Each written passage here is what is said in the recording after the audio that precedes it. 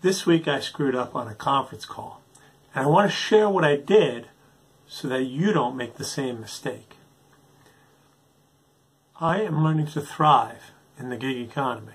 Would you like to learn too? This week one of my clients asked me to be on a conference call to meet some of her members, her team member. And she sent me an invite on Google, and I accepted it.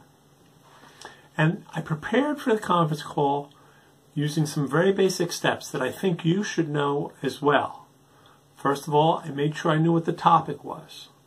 And I put down some notes about that topic so that I could talk about it with them in a logical way. I had my office all set up. I made sure I was dressed properly. I felt good.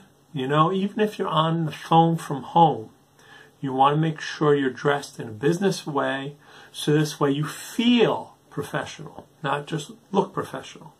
You know, all this talk about, oh, we work from home, we just roll out of bed in our pajamas and get on conference calls. That doesn't really work.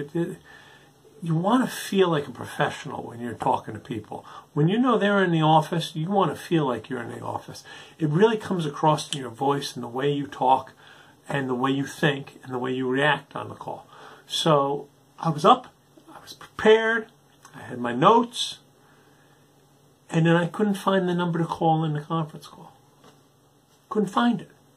She texted me and said, "Are you joining us?" And I said, "I can't find the conference call number." And she said, "Oh no, it's not a conference call. It's a webinar. You know, you're going to click on the link in Google and we'll all be able to see each other." And I went, "Oh no, can't do that." Because you know what? I don't have a video camera set up on my home computer. That's embarrassing. So, I clicked on the link and I popped up as a black screen. Everybody could see each other, but they couldn't see me, and I could see them.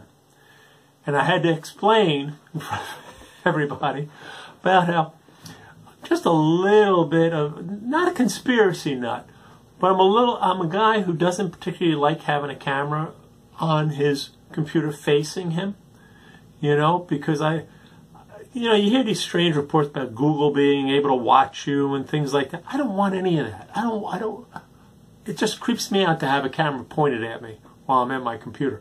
So I always take the camera off the back of the computer and I stick it down under the desk where you can't reach it when I'm not using it.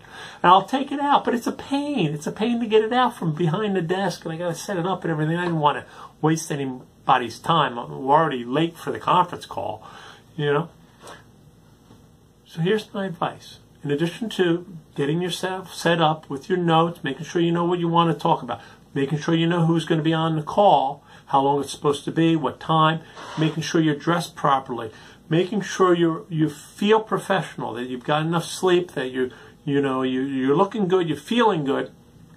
Find out whether it's a conference call by phone or by camera or Skype or whatever the method is, so you know how to be prepared for the technical side of it. Because you don't want to do what I did. Now, this was a client that they're happy with me. I'm not worried about it. But if it were a new client, I would have looked really stupid. Have you got any other advice on how to handle these types of conference calls? I'd really appreciate you sharing them with me. Or if you want to tell us what happened when you've handled a conference call that went poorly, I'd love to hear that too. I'd hate to think I was the only one that was in this situation. And if you could, like and share this video. YouTube is really interested in finding out who's watching. And subscribe so you don't miss next week's. Thank you.